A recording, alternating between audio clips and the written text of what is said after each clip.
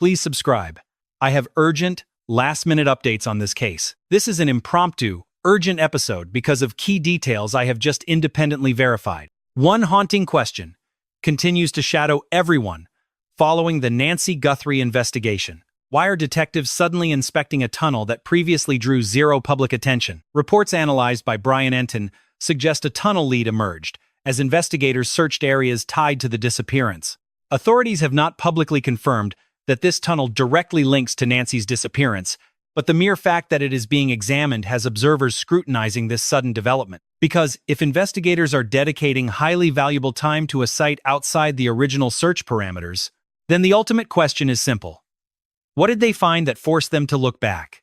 In this video, we will break down the latest reports, what police have shared publicly, and why this potential tunnel lead could signal a massive breakthrough in the mystery. First, I want to hear from you. Do you think detectives often discover vital clues in locations they initially dismissed? Tell us in the comments below. If you value deep investigative reporting built on hard evidence, timelines, and verified facts, please hit like and subscribe. Your support helps us keep providing deep analysis as this mystery unfolds. Now, let us return to the beginning. For most of this active investigation, public attention remained fixed on the obvious locations. Search parties focused on areas tied to Nancy's last known movements, analyzing digital footprints and timeline details. They mapped out travel patterns, trying to piece together the critical hours surrounding Nancy's disappearance. The established narrative was quite straightforward. Detectives searched outward from established locations, expanding their search grids systematically based on her timeline. That strategy made sense. Typically, search resources are deployed where physical evidence, witness statements, or cell phone records point. But a new detail has emerged. Reports analyzed by Brian Entin indicate that investigators are closely pursuing a tunnel lead, and that raises an unavoidable question in this active investigation. Why right now? Why go back to a location that was never even mentioned in earlier public discussions? Here is where things get complicated. Authorities have not officially clarified the specifics of this report. The speculation remains high, with some immediately assuming the tunnel contains vital physical evidence, while others suggest police are simply crossing off possibilities. We cannot jump to conclusions, but detectives rarely return to a specific location without a compelling reason. Sometimes, new forensics change how they view a site, or a witness provides previously unrevealed information. Other times, investigators realize an overlooked area demands a much closer look. According to criminal profiling experts, this shift is incredibly common. So, what does this tell us? It shows that new leads do not always bring immediate answers, but often reveal that deeper questions remain unsolved. Let us pause to examine why the physical environment plays such a critical role in these cases. For missing persons, detectives, physical locations tell stories that paperwork and digital timelines can never truly capture. A cell phone record tracks a ping. A security camera captures a fleeting moment of movement. But actual physical locations offer context. They reveal access points, sight lines, and hidden obstacles that never show up on a standard map. That is why they return to the scene months later. A single fresh detail can completely reshape the environment. And according to the latest updates on this case, that exact possibility now carries significant weight. Then there is this. Journalist Brian Entin has spent considerable time reporting directly from the search area. Throughout the search, he has focused on locations that both the community and police deemed critical to inspect. Of course, that does not make every single tip relevant. Far from it. Most leads end up cold. But seasoned journalists pay attention when investigators return to an overlooked location. And based on the most recent updates, that seems to be exactly what is happening here. Now, here is another critical detail. The tunnel itself is not the main story, at least, not yet. The real question is why investigators focused on it, because that interest reveals how this cold case is shifting. Perhaps they are rethinking their entire theory. Or maybe analyzing alternative escape routes. They might be chasing fresh leads. Still, the police have yet to officially confirm their exact motives, but the timing itself raises heavy suspicion. What does this actually tell us? It suggests detectives are questioning their own past conclusions, rather than taking them for granted. In a long-running investigation, that is massive. Now, let us look at public perception. Months into an investigation, people assume police only chase leads they had from the very beginning. But real police work rarely plays out that way. Experienced investigators say cases pivot when new data emerges. An insignificant spot can suddenly become the focal point overnight. An old witness statement suddenly gains new weight. The timeline demands a complete rewrite. A previously searched area gets a second look, but under a completely different logic. This explains the intense interest in the tunnel. Clue it suggests investigators are actively rewriting their theory of the crime. And this brings us right back to the central contradiction. For months, the search focused on the usual locations along Nancy's known path. But now, police are scouring a location most people dismissed as completely irrelevant. That shift proves nothing yet, but it does raise doubts about what they actually uncovered, questions about what they are trying to prove, and lingering doubts about whether key evidence lies hidden in places ignored early in the investigation. What does this tell us? It tells us this case is still moving forward in a massive way. More importantly, it shows that investigators will return to old scenes if a new lead points them in a different direction. As we close this chapter, one thing is clear. The tunnel lead does not matter because of easy answers. It is critical because it suggests detectives are still running into entirely new questions. And in high-profile criminal cases, those fresh doubts often lead to the most groundbreaking discoveries. In our next segment, we will analyze what experts say about those places that were ignored. We will explore why these underground structures matter, and what they reveal about the direction of the Nancy Guthrie case. While investigators continue analyzing this tunnel lead, a much larger question begins to loom. What exactly makes police return to a site that was virtually ignored at the start of the case? According to veteran detectives, making a move like that is rarely random. Cases are built on evidence, timelines, and key witness statements. They are also shaped by evolving theories about what really happened. When an old location suddenly becomes the focus again, it usually signals a major shift. It does not mean an instant breakthrough, but it shows the location deserves to be seen with fresh eyes. And according to recent reports by journalist Brian Entin, that is exactly what is happening. This is where things get even more complicated. Many people hear the word tunnel and immediately picture a dramatic, cinematic scene. But investigators analyze the environment differently. They do not care about the superficial look of the place. They want to know what it reveals. Is it accessible? Did it connect two areas? Does it fit the known timeline? Was it open during those key dates? And critically, does it explain a loose end they still cannot solve? For search and rescue experts, those are almost always the most critical questions. What does this tell us? It means they might not be looking for the tunnel itself, but rather routes, access, or opportunities. In the Nancy Guthrie case, reconstructing the exact timeline has always been the greatest challenge. Police have tried to track Nancy's exact movements, along with those of other key persons of interest. They want to verify which movements are backed up by actual physical evidence. Rebuilding a timeline sounds simple on paper. In reality, it is brutal. Phone records only give you scattered fragments of information. Security cameras might fill in some of those blanks. Witness testimony adds context, but investigators spend months trying to piece everything together into one coherent picture. That's why physical spaces matter. Location can either validate a timeline or completely destroy it. For detectives used to complex cases, tearing down old theories is vital. But there is another detail to consider. Some wonder why this tunnel was never mentioned before if it was so relevant. That's a fair question. But according to the police, a location only becomes important when fresh information emerges. A key witness steps forward months later. A digital file gets reviewed. Or data reveals something previously overlooked. Or maybe old evidence suddenly points to a location that had already been ruled out. Cases evolve, and with them, the crime scenes themselves. What does this tell us? It proves that any ordinary spot can become crucial overnight, all thanks to a single piece of data. Let's talk about how search operations actually work on the ground. Rescue experts explain that the initial search always focuses where the strongest lead points. It's a logical strategy. Resources are limited, and personnel must be deployed with absolute precision. Detectives have to prioritize the areas most likely to yield real answers. But the direction changes. Previously dismissed locations gain traction, and search zones begin to expand. Initial theories fall apart, and the police start exploring options that once seemed completely impossible. To experts, this shift proves the investigation is active and not just retracing the same old steps.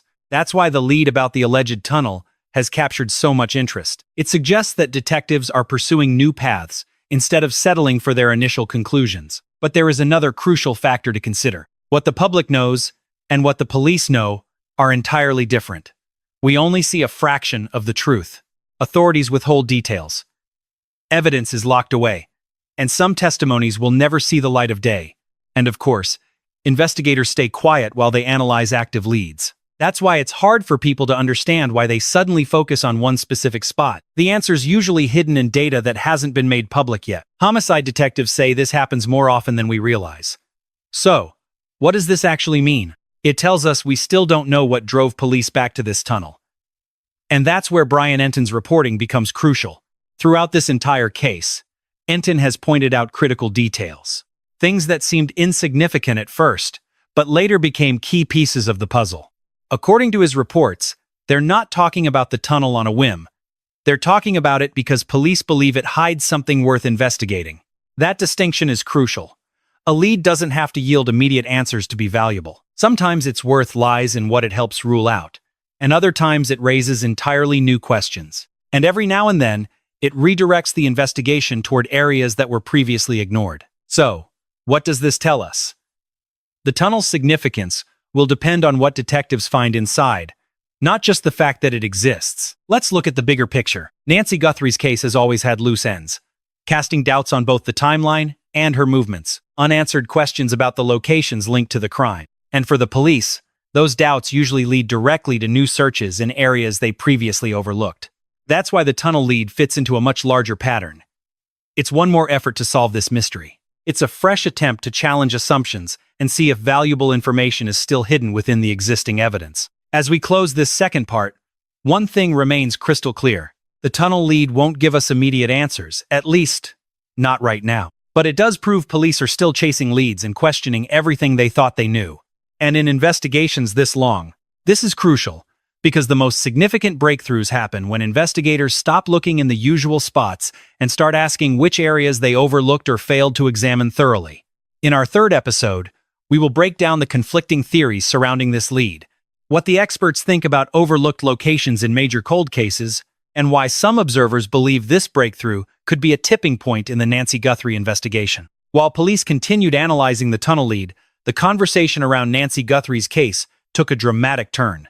For months, public debate focused entirely on familiar places, established timelines, and evidence that had been analyzed for years. But according to close observers, this fresh discovery introduced a completely different element, the possibility that police might still find areas where long-held theories must be challenged. That doesn't mean the earlier investigation was wrong, or that this tunnel hides the definitive answers detectives have been searching for, but it does raise a question. What happens when a lead forces you to re-examine parts of a case you thought you understood? According to veteran detectives, that is exactly where investigations become far more interesting, because fresh data doesn't always support the previous theory sometimes. It completely shatters it. Here is where it gets complicated. As rumors of the tunnel spread, public opinion split almost immediately. Many viewed it as a potentially crucial breakthrough. Others believed it was just a routine inspection. Both explanations remain entirely plausible. So far, authorities have stopped short of calling this discovery a major breakthrough. And according to homicide experts, caution is vital. Many promising leads end up yielding no real evidence. That is simply part of the job. But experts say the police's intense focus on that area shows they consider it worthy of close scrutiny. So, what does this tell us? That the true value of the tunnel lead won't be known right away. Its actual significance will depend entirely on what detectives uncover down there. Let's look at another piece of the puzzle, the role of places that were ignored. Retired investigators say the biggest twists in cold cases happen when police return to locations that had already been searched, analyzed, or ruled out. That might sound surprising, but detectives often point out that evidence doesn't change. What changes is how you look at it. An irrelevant site under one theory can become crucial under a completely different perspective. A route dismissed early on might fit a new timeline, and an unrelated spot can suddenly make sense when matched with fresh information. According to experts, this happens more often than people think. That's why detectives constantly reevaluate evidence in complex cases.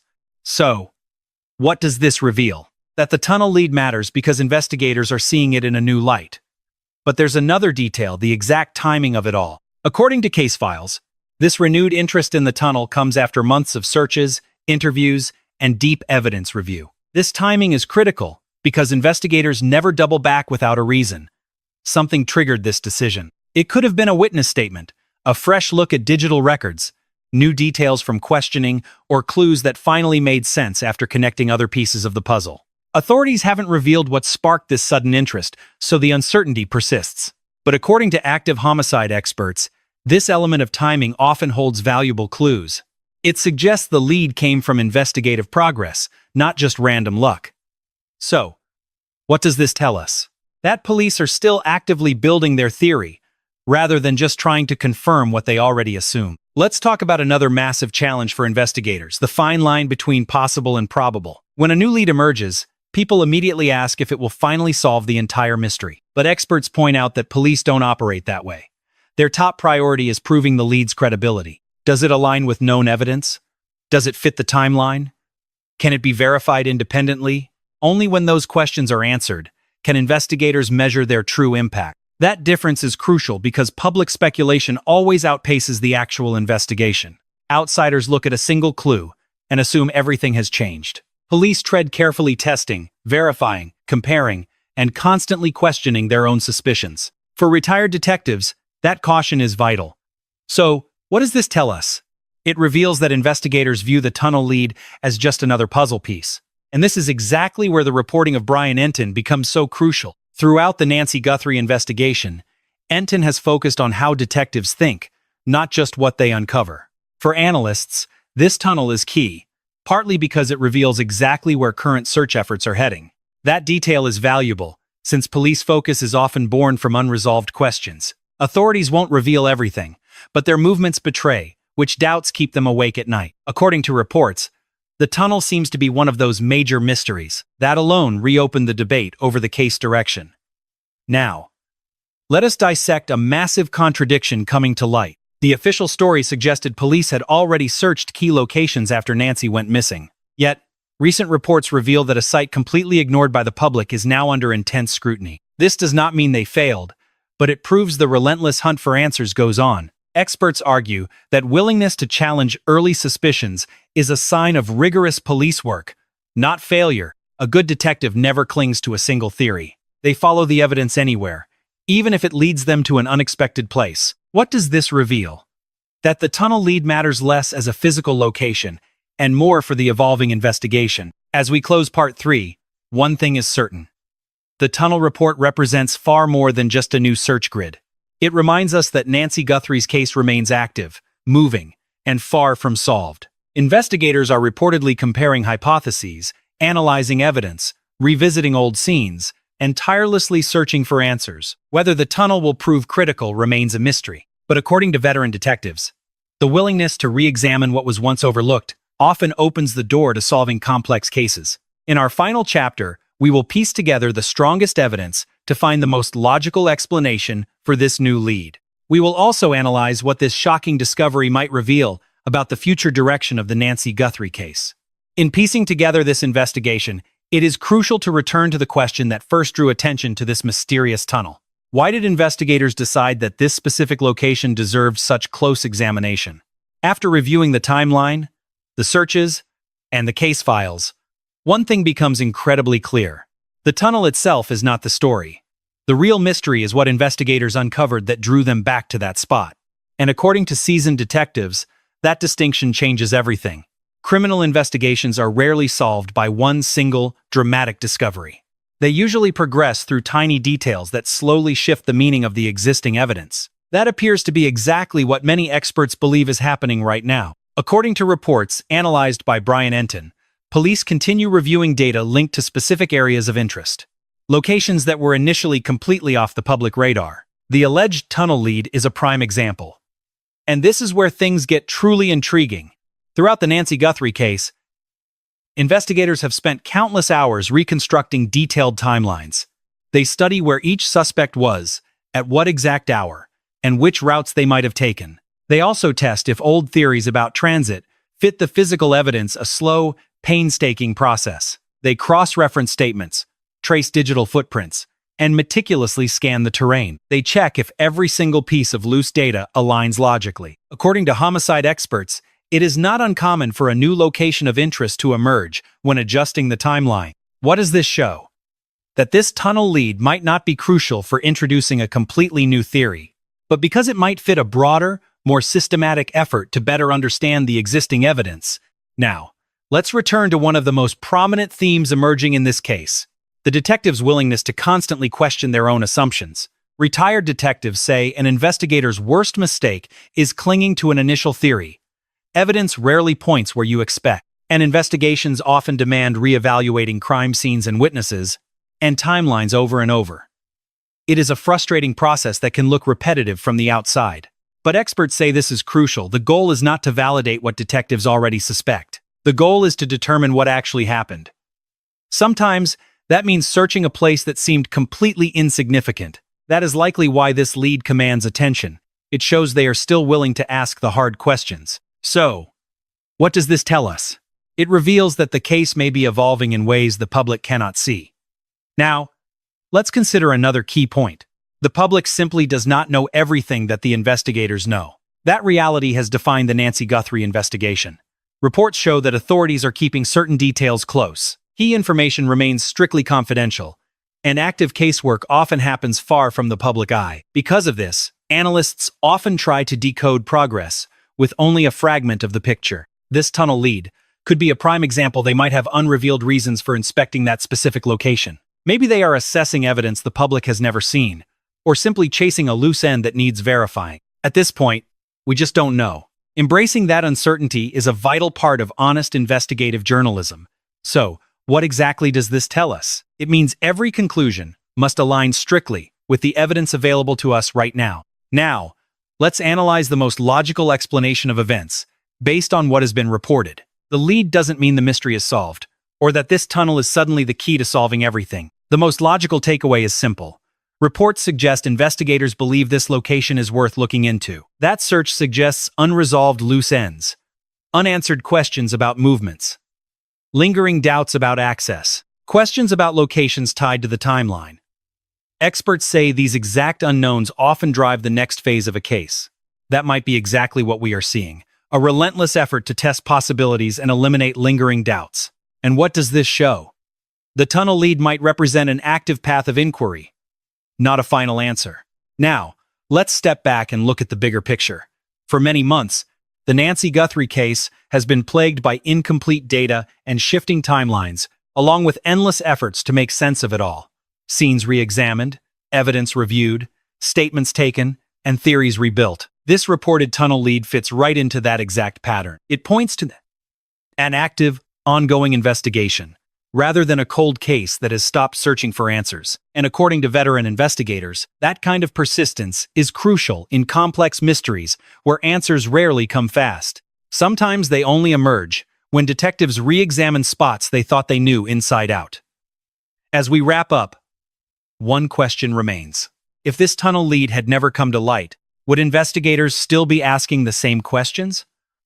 Or does this development reveal something crucial about where the case is headed? Right now, we have no definitive answers. Authorities haven't announced any major breakthrough yet. They haven't officially tied the tunnel to any confirmed evidence, leaving many questions unanswered. Yet reports indicate they are still digging. Sometimes, that simple fact is incredibly significant, because it means the hunt for answers isn't over. It means their theories are still being tested, and secondary scenes might hold details that investigators believe are absolutely worth chasing down. What do you think?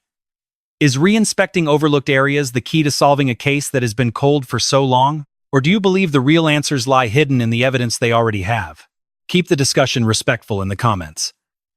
And if you value fact-based, step-by-step true crime analysis, documented facts, and rigorous analysis, completely free of speculation, subscribe and join us to follow this case closely, because sometimes the most significant turning point in a complex investigation is not the discovery of a clear answer.